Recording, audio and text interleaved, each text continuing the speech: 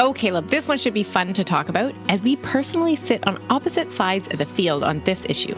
But as it turns out, there may even be some hope for folks like us.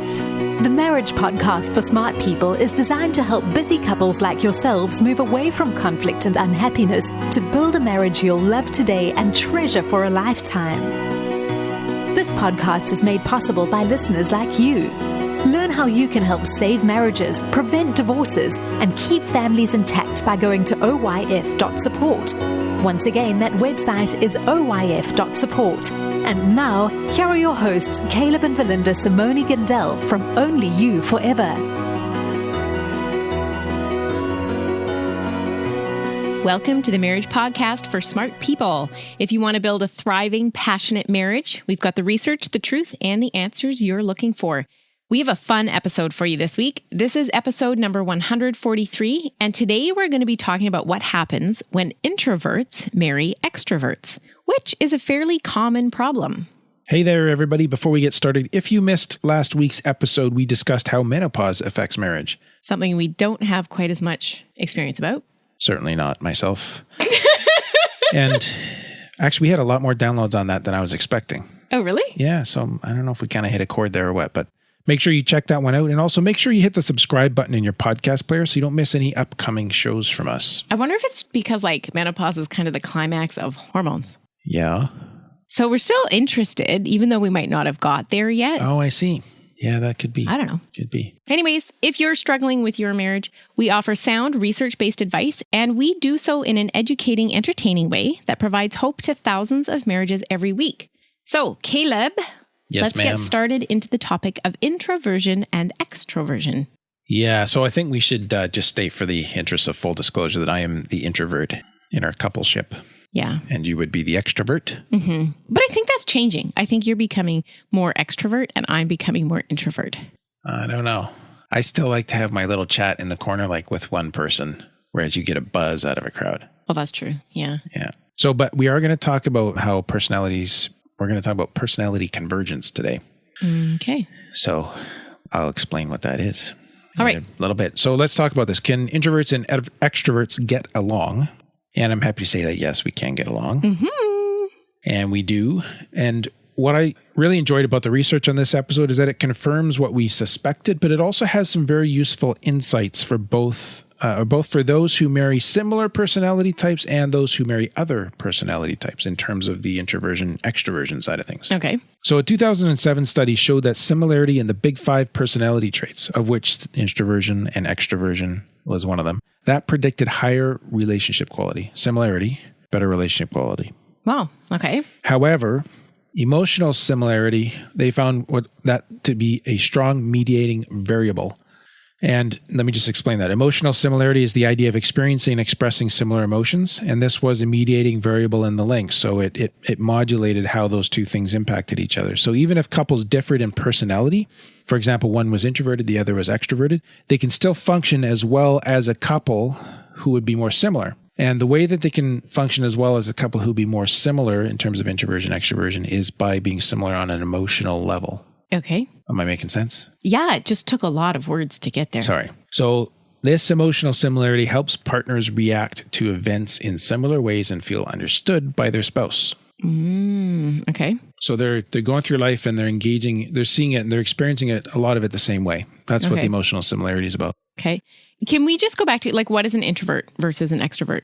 Oh, that's a good question. So I would say that an introvert is a person who would use more energy interacting with large groups of people, would prefer to have a discussion with one or two people that went deep, where an extrovert would prefer to be in a group of people and talking with several people at once and would draw energy from the group of people. So they would come needing energy to the group, and the introvert in a group, they would leave with less energy. So it's just about whether they're kind of giving or taking energy from groups of people is mostly how I see it. I think there's also ways that we characterize it in terms of outgoingness. Yeah. So an extrovert is more outgoing. An introvert is not as outgoing. Yeah. Okay. Do you have any other thoughts on that? No, but I do. Because though even just the way you said it was an extrovert comes needy to the conversation. That is what you said, but I don't. Is that what I actually said, or is that how you perceived it? No. You totally said that.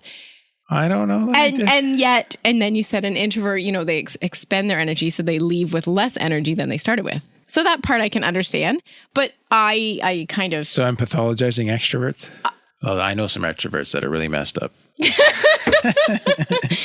but I don't think it's fair so let me, say... May I have another pass at it? Okay. Well, can I finish first? Yeah, sure.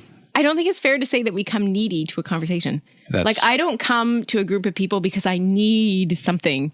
I get energized in a group of people, right. But it's not that I come with no energy. Well, I mean, sometimes I do, but it's not that I come every time because I need something.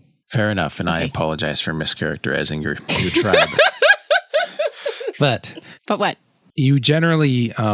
other than sort of the anticipatory, the excitement energy of coming to the group, you leave with more energy than you come with. Oh, absolutely. So I come with more energy than I leave with. Yes. And I think that's a difference between introverts and extroverts. Yeah, I agree with that. And I will no longer call it neediness in front of you. Caleb. All right. Okay, so moving on. Generally, folks, we're talking about similarity. Because this is our... Kind of the question behind our question is, can introverts and extroverts get along when they get married, right? And we're proving that it's marginal. So generally, folks do not choose spouses with similar personality types. So if you look at the Myers-Briggs personality type, a lot of people know about this under different names. It's sometimes called the Keirsey-Soter. It's sometimes on the internet, it's been popularized as the 16 personality types. It's a 4-letter code that describes your personality. In one of 16 buckets. So if you look at them, introversion and extroversion is one of the 4 dimensions. It's the first one, the E or the I in that scale. And it's most common for couples to share 2 of the 4 parts and differ on the other 2. This is a study from 93. A small study based around that showed that differences in personality types was not linked to marital difficulty, and being opposites on introversion, extroversion specifically did not predict any specific problems in marriage. Okay. So it's okay to be different, is what I'm saying. Another study about 6 years later supported this finding. So it does look like introverts and extroverts can get along just fine. Lucky us, right? However, there is one interesting caveat, which another study found that levels of neuroticism and emotional instability for wives... Why are you laughing already? I'm trying not to. Okay, I'm going to listen. Open-minded. Yeah, just try not to be not needy. Or neurotic. Or emotionally unstable. So levels of neuroticism and emotional instability for wives were significantly linked to the degree to which the couple was apart on the introversion-extroversion scale. The same was not true for husbands for some reason. So having one spouse who's highly introverted and one who's highly extroverted could lead to emotional instability for the wife. Oh, so what I'm getting from this is that it's your fault if I'm ever emotionally unstable. I'm sure that's a valid conclusion, dear. So... Seriously? Delusion, of course, being a feature of neuroticism. The mediating factor in this effect was thought to be communication. So highly divergent couples showed lower rates of intimate communication and agreement. So this is what's actually going on, I think. Oh. It's because their personality types are so different on this particular scale. They're not talking as much. And so... I mean, there's good news here, I think, because it just says the way to solve this problem is to be more communicative, which is just a skill that people can learn. And so this difference and the impact on the marriage is not embedded in personality. It's just reflective of personality. It's indicative of the need for better communication skills, which can be learned, which means that there's nothing wrong with each other. It's just we need this tool and we need to get better at it in our marriage. So if our listeners find themselves there, the answer is to step up your communication game. Which I think is a much better conclusion to have than to think that, you know what, we're just too different and we can't make this work. And I'm going to be emotionally unstable for the rest of my life. Right. Let's move on. So what makes for a happy introvert-extrovert marriage? We'll see if I can get through this without stumbling over those words all the time. So there's an interesting study of over 300 couples who reported that they had happy marriages, and the researchers looked at the common characteristics of marriages where one spouse was extroverted and the other introverted. And then they looked at marriages where they were the same. Okay. So we're going to kind of compare these side by side as we go through here. So the first group is like you and I, one extrovert, one introvert. Okay. The second group is they're similar. They're either both introverts or they're both extroverts. Okay. So in the first group and the second group, they both had close, intimate relationships with each other and family members. That was the same. Okay. Now, in the first group, they tended to have more separate friends. That's the divergent group. And the similar group had more joint friends. Interesting. which is interesting. Yeah. The first group, in terms of conflict, they solved them through negotiation as and when the issue arises. And generally, the second group did the same thing. Okay. The dissimilar group had fewer common leisure activities, and the second group had many shared leisure activities. I wonder if that's reflective of the preference for group activities or individual activities. I don't really know. Yeah. That would be interesting to explore more. The dissimilar group had moderate levels of expressions of love. The similar group had frequent expressions of love. Oh, that's totally bogus. It was reflective of those 365 marriages. Right. It's not reflective of ours, thankfully. Mm-hmm. Number 6, there was joint decision-making in the dissimilar couples, but the extroverted spouse was responsible for economic management more often than not, which is true of our marriage. Yeah, that's interesting. Funny, eh? Yeah. I don't know what the connection is there. Whereas on the similar group, they shared all decision-making and money management. Huh. So go figure. Yeah. So these are features of happy marriages, right? So it doesn't matter which one you are, you can still have a happy marriage. Right. They just look a little different, is all we're saying there. And it's okay. Right. So while we're on this topic, though, let me just give some tips for success in marriages where you're paired introvert, extrovert. You're in that dissimilar group.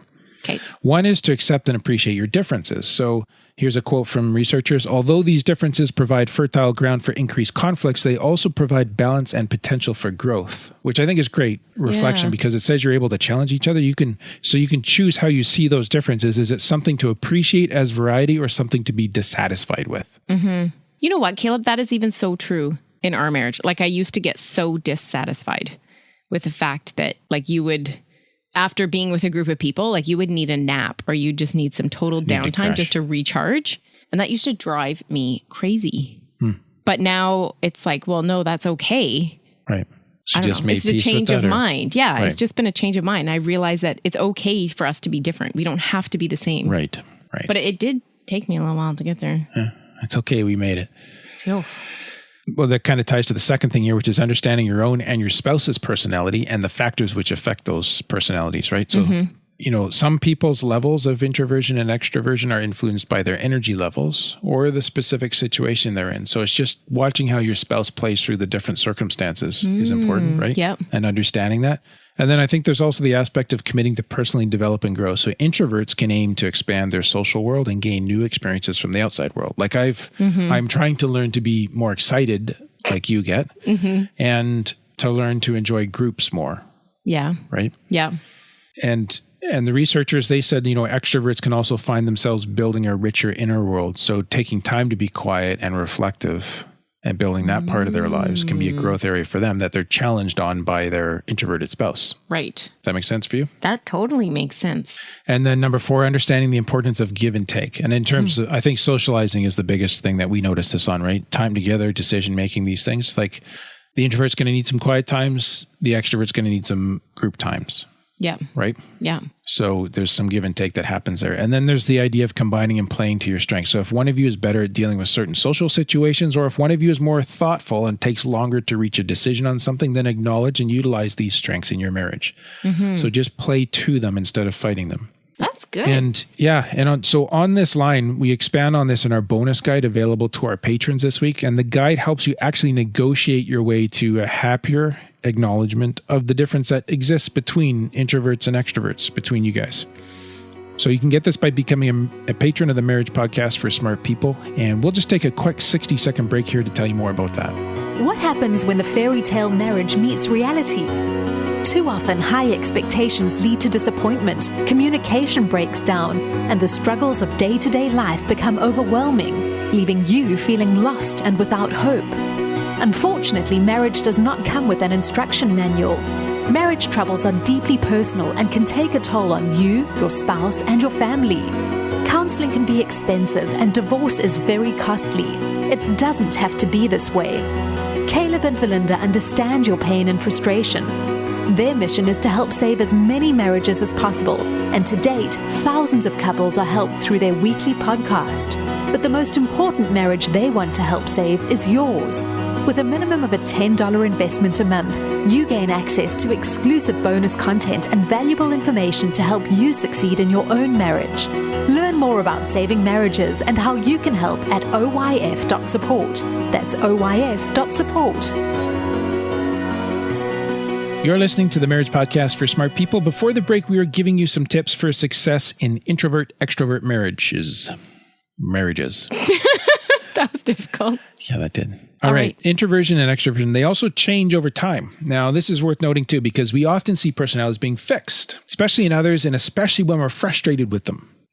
But these traits can change over time. So a 2006 study looked at 1,130 participants over 8 years and found that increases in extroversion increased relationship satisfaction. Okay. I'm curious about this because I think that we have changed. Well, to me, that seems to show that the introvert is learning to be more social. Yeah. However, as an introvert myself, I don't want to imply that there's something wrong with introversion. And that extroversion is like the gold standard that we all need to aim for, right? Like I adore my extroverted wife. You're the gold standard for me, baby. Oh. But you get my point, right? Like, yeah, there's nothing wrong with one or the other. Right. They're just different. So I don't want to pathologize introversion or give any like ammo to extroverted people because we all know they'll use it against us. What do you mean by that? I'm just yanking your chain. All right. But I think this is true. Why? Well, just from experience. Right. And this is where I come back to what we mentioned at the start, though, the phenomenon of personality convergence. Oh, yeah. Yeah. So spouses generally become more similar in terms of personality over time.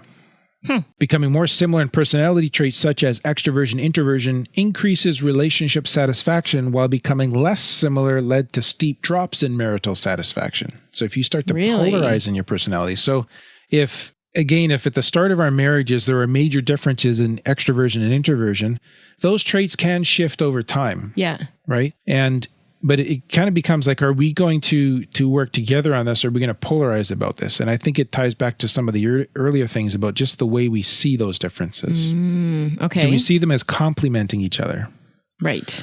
And as growth areas and a way to challenge each other? Or do we see them as, this is a problem and a fundamental issue that's fixed in your personality that'll never be able to change and therefore... Or you need to change. Yeah, and you can't. Without splitting off a part of yourself, right? So it's not now getting into a fight over who should change, but let's help each other grow. So we need to think about these things in a healthy way. Yeah. Too, right? Yeah. And then... Go ahead. Can we go back? Okay, so you talked about like how an introvert can change and grow and, become more social, things like that. Yeah. Well, how can an extrovert grow? Well, because the extrovert, and you can correct me if I'm wrong, because this is not my inner world, right? Okay. Because the extrovert draws energy from others and from being in social situations and from interaction, they may not have as much, or they may not lend as much value to quiet time, to reflect on their inner world, and their self-awareness is not as, because they become more connected with that as they're interacting with others. Okay. So one way they can grow is to learn self-reflection. Okay. Whether this is like meditation or prayer or journaling, just taking time to be with yourself and not needing to always draw that reflective perception or learning from others, but in solitude. So do you think, this is kind of sidebarring your whole podcast here, but do you think that extroverts need their validated by others? Is that, or is it just actually because they enjoy it, they just get energized by it? I think it's probably both sometimes. Yeah. It would just be dependent on how integrated your personality is and developed. You know what I mean? You're your emotional maturity, because by all means, do we see introversions drawing validation from crowds? Yes. I think we've all seen that, right? Okay. So some people need to go get their buzz, get their fix but it's like trying to speak into a core woundedness, right? But there are also wholesome extroverts, that are whole people. Their personalities are integrated whole. They don't need that, but they do that for the joy of it. Okay. Yeah. Okay. Does that answer your question? Yeah, I think so. Okay. So tied to this is this issue of social support, right? So because this whole introvert-extrovert thing is the most obvious in social situations, right? Yes. And we have to consider this in light of the marriage too. So it's a well-established fact that social and emotional support is one of the most important factors in a happy marriage. So now just follow me here. Extroverts, they offer more social support and they perceive themselves as having more support than introverts. Okay. The same study also found a positive correlation between extroversion and stress, however. So when extroverts have lowered feelings of belonging and lowered perceived availability of support, then they're more likely to feel stressed. Huh. Now, do you mind if I give a personal example of you in this? You have no idea what's example. I have no idea what you're going to say. Okay, go for it. A couple of days ago, like we've been on a year-long road trip, right? And the thought, we kind of got confronted with the possibility of being back with our home people. Oh, yeah. And you started to feel stress over acceptance because we've been disconnected from that group for a while. Yes. And that just didn't kind of register on me. And I think that's an introversion, extroversion difference. So I had that stress. Right. Where you didn't even think of it. Because you're questioning your belonging. Huh. Which is more of a concern for extroverts than introverts. Okay. So good introverted husbands then would want to be intentional. I probably fell asleep when you were talking about. Would want to be intentional about supporting their extroverted spouses as a way to help buffer them from stress. Especially if there's some degree of isolation involved in that stress. So for example, even apart from our situation, think about like a family sickness where the extrovert somehow is involved with the care of that sickness or is the sick person and they're not getting out as much. Or maybe the extrovert is under some business or career stress and they're working long hours and they're withdrawn from their social network because of this, right? Sometimes you'll have to remind your extroverted spouse in that situation that they do belong, that they are appreciated. Like there's some reassurance that can bolster them in these situations. And that they matter not just to you, but to a host of people. And I think this is necessary because extroverts are more likely to draw energy from their social network. Right. So they're kind of saying, is my battery pack still going to be there? Huh. What do you think? Interesting. So that's good. Now, the last one is conflict style. And I'm just kind of laughing because I did. Why are you already laughing? Well, because this is somewhat true of us. There's differences in conflict style between introverts and extroverts. So a study from 98 looked at 461 participants and they measured them for personality types and conflict style. And they found that extroversion is correlated with the integrating style of conflict. Oh dear. What does that mean? Integrating is like where you're kind of pulling stuff together. Okay. It's a good thing. Oh, good. Extroversion is negatively correlated with the avoidant conflict style. So extroverts are not going to avoid conflict. Right? Yeah. They're heading for it. Okay. But extroversion is positively correlated with a dominating conflict style. Okay. Which I would tend to agree with based on what I've heard. So extroversion is linked to an integrative. So that it's more like the extrovert tends towards this collaborative conflict style, right? And the positive is it makes you less likely to avoid conflict. Okay. But it's also linked to the dominating conflict style. So in the introvert-extrovert couples, the extrovert may come to dominate the introvert in terms of conflict resolution. Now, I think the point here is just to be aware of this dynamic. And again, to seek to both of us, to be respectful of the differences as well as being willing to be challenged ourselves, right? So as an introvert or an extrovert, so should the introvert always roll over and play dead? No. Not necessarily. But the introvert, I think the converse of these things is reflective of the introvert. So the introvert is more likely to be avoidant and they need to be willing to step into the issue rather than always avoiding it. Mm-hmm. Right? Which is where I would tend to step back and we hope it'll blow over. That's more our style, right? As introverts. Okay. And I'm not asking extroverts to avoid conflict, but to pursue the collaborative especially and to be more self-aware about the need to come out on top in conflict. So that need to be right or to have the last word, that can get frustrating for your introverted spouse. Would you like to have the last word on that? Well, I'm just trying so hard not to argue. Go for it. We can validate the research right here. Yeah. I know this is frustrating for you, and it is. I'm not trying to buttonhole you in front of 10,000 people or anything, but. Oh no, go ahead. But please. This is so right. Is this fair? I like to be right. You do. I do. You certainly do. And it drives me crazy when I'm wrong. Yeah. But I mean, the stupid thing is that I don't avoid either. Like I walk into it whether I'm right or wrong. What are you humming over there? I feel like I'm lying on your couch or something. No. Yeah. So when you're encouraging me to be less defensive. Yes. That's like talking to the extrovert that you don't always have to come out on top. Right. I'm just trying to open up when I do that, I'm just saying, hey, expand the mind a little bit here. And so that's frustrating for you? Yes. Huh. Which is where I would fall into the negative part of the introvert side of things, and I would just throw in the towel and say, forget it. That would be an avoiding conflict style. Right? So it's on me too, baby. Mm-hmm. Right? Definitely. Interesting. So it is quite fascinating how this does play out in conflict styles, and how much like I have to challenge myself not to roll over and play dead, or to come back with or to get nasty and ugly either, right? But to actually come back with a genuine challenge that invites you to think about this a different way. Huh. Rather than getting nasty or... Well, that is definitely something to think about. Indeed. I didn't even know it was frustrating for you. Oh, well, now we do. But that means that now I have to be self-aware and change. That's brutal. I know. I don't know why I listen to these podcasts. You shouldn't. Okay. Are we good? Yes. Sort of. So we'd like to thank Shauna for becoming a patron of the Marriage Podcast for Smart People. We love you, Shauna. And we want to also shout out a huge thank you to those who left us reviews on iTunes since we last recorded. Do I get to read it? Yeah, this is a short one, so you better make it emphatic. Okay. Great information. 5 stars. Is that good? Maybe a little too much. It could be your extroverted side coming out. This is from the Grady 80 from the United States. Says, informative and insightful podcast. So thank you for that. Thank you, Grady 80. Next week, we're going to be talking about fear. Is fear wrecking your marriage? It's often an invisible but a very powerful force in our relationships. Yeah, that'll be interesting. Let's do, every once in a while, we need to make a disclaimer. So let's do that today. Okay. So as podcasts can be subscribed to and accessed all over the world, psychoeducational podcasts such as ours should include a disclaimer to the effect that they are a self-help tool. Was I not supposed to read that part? I have no idea, Caleb.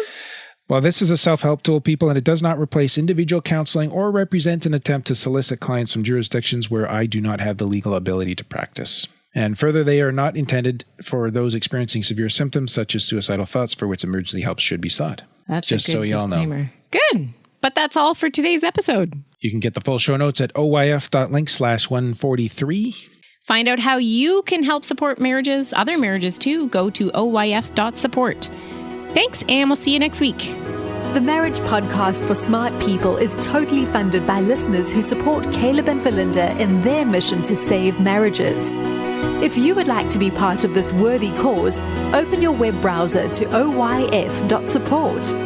A minimum investment of $10 per month will help restore hope to married couples. Plus, as a patron, you'll gain access to exclusive bonus content and valuable information to help you succeed in your own marriage. Go to the website oyf.support now for more information. Thanks for listening to the Marriage Podcast for Smart People from Only You Forever.